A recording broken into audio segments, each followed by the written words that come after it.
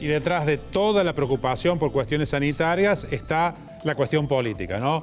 Desde la prolongación de las medidas de distanciamiento, desde qué actividades se flexibilizan o no, desde el anuncio de una vacuna, desde la convocatoria a una marcha contra el gobierno, que si por cuestiones sanitarias o políticas se puede hacer o no.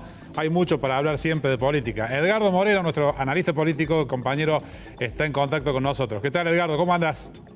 Hola Gerardo, buenas noches. Sí, un momento complicado para el gobierno porque lo que se vio hoy en el anuncio del presidente, de Rodríguez Larreta y de Kicillof, el título sería, bueno, sigue la cuarentena, pero no es, mientras la vacuna que ya está, pero todavía no. Claro.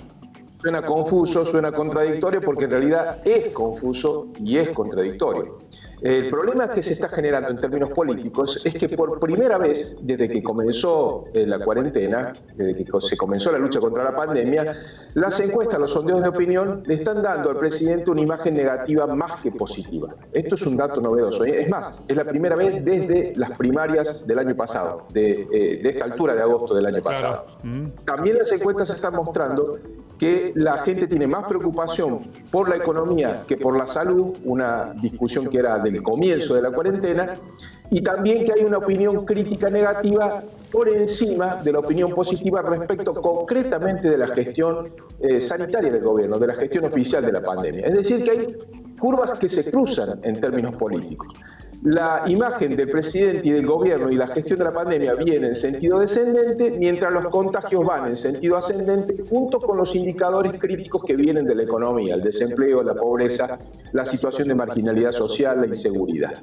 Este cruce de curvas genera un componente político realmente preocupante, realmente muy distorsivo, porque le quita al gobierno credibilidad en el momento más difícil de la pandemia, que es donde está viendo, como dijo el presidente, que se le expande en diferentes territorios los contagios del virus. En el medio intentó el gobierno dar un golpe de efecto con la comunicación del acuerdo entre privados para la fabricación futura de la vacuna, que todavía no está absolutamente probada y que tiene un tiempo todavía más o menos prudencial para poder desarrollarse y concretarse como una novedad científica. Sin embargo, era necesario para el gobierno poner algún horizonte de esperanza, dar por lo menos una idea más o menos lejana de cuándo la normalidad podría recuperarse, y que solo podría ser una vez que se descubra una vacuna y que pueda ser adquirida por el país o fabricada por el país y dosificada sobre toda la población. Hay otro problema adicional que tiene el gobierno, Gerardo, y es que confundió durante el transcurso de la cuarentena dos agendas. La prioritaria, la que le dijo a la gente, que era la número uno, la que era impostergable, la que era inevitable, que era la gestión de la lucha contra el coronavirus, y otra agenda que el propio gobierno desarrolló, que iba por una vía paralela. En todos los casos esa agenda paralela era impulsada por Cristina, que también es del gobierno, obviamente, es la base más sólida de votos que tiene el gobierno. Mientras la agenda del gobierno era la política sanitaria, la agenda de Cristina era más bien la cuestión judicial, la reforma del Poder Judicial, esto que se está debatiendo en el Senado, otras iniciativas como el intento de expropiación de Vicentín, con el cual fue y volvió el gobierno. Es decir, dio la sensación de que la pandemia no era la prioridad absoluta, y esto confunde obviamente a la sociedad. En ese contexto, la oposición también ha quedado confundida, sí, y también ha quedado de alguna manera acorralada, como vos decías, Gerardo, con esa convocatoria, porque le han quedado solamente dos instrumentos de bloqueo a la oposición. Uno son los 2 tercios teóricos que tiene el Senado. Y digo teóricos porque dependen de que algunos de los votos del justicialismo no se den vuelta y se pongan a acompañar al bloque de Cristina.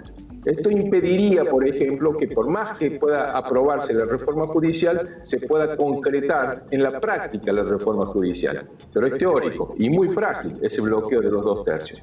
Y el otro elemento de bloqueo que tiene es la movilización que ha sido persistente de la base electoral del 40 al 41% que fue con Macri. En ese contexto, la pregunta es, ¿la oposición va a estar en condiciones de seguir en esa dinámica o necesita de un liderazgo político más fuerte? Eso fue lo que confundió de la postura de Mauricio Macri, al no estar en el escenario, ¿no? la postura de Macri es que Cambiemos o Juntos por el Cambio no necesita un liderazgo de ese estilo, que es mucho más horizontal, que su discusión es mucho más plural, más abierta. La pregunta es, ¿eso es lo que piensa Macri? ¿Es lo que piensan los votantes de Cambiemos? ¿Que no necesita un liderazgo en este momento? Probablemente en esa contradicción la oposición tenga un desafío muy grande, porque si no elige bien sus decisiones en ese contexto, todo lo que haga puede llegar a ser avasallado por el gobierno. La reforma judicial puede salir del Congreso. El oficialismo está muy cerca de tener los números para obtenerla, tanto en el Senado, donde se aprueba con una mayoría simple, como en diputados, con 4 votos claves. Los de Córdoba puede llegar a salir la reforma judicial en el Congreso. En ese contexto, la situación de la cuarentena, los anuncios del presidente Gerardo, y con esto concluyo, hacen que haya sido el más desgraciado de todos los anuncios, porque se han dado en un momento de poca credibilidad política mientras la pandemia sigue creciendo. Sigue creciendo y el cansancio de muchos sectores es evidente, además de todo el impacto económico que está teniendo. Como siempre, muchas gracias, Edgardo, y buen fin de semana. Gracias a vos, buen fin de semana. Hasta luego.